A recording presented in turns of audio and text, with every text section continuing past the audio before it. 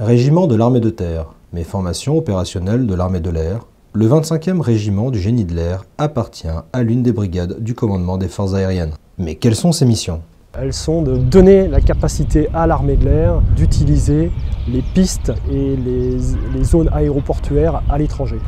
Voilà. Et c'est dans ce cadre que nous intervenons ici sur cet exercice pour certifier la capacité opérationnelle de la 4e compagnie. Aujourd'hui, nous avons la chance d'avoir le posé d'un A400M qui est vraiment le point d'orgue, puisque en effet, la piste qui a été réparée cette nuit et qui continue à être réparée en ce moment devra être prête à cet instant-là.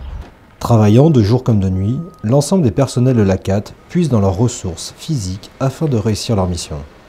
Alors je suis chef de la première section travaux, donc sous les ordres du commandant d'unité qui a pour mission de rétablir la piste de Vouziers.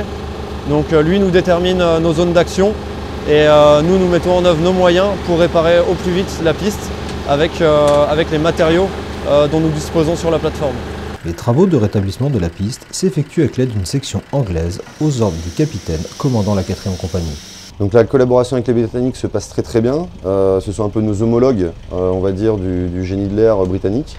Et donc ça nous permet d'avoir des interactions, des échanges, que ce soit tant sur les équipements que sur les méthodes, mais aussi sur les savoir-faire du soldat en général. Et donc cet échange qui dure maintenant depuis 3 semaines, à mon avis, sera très bénéfique pour les deux entités.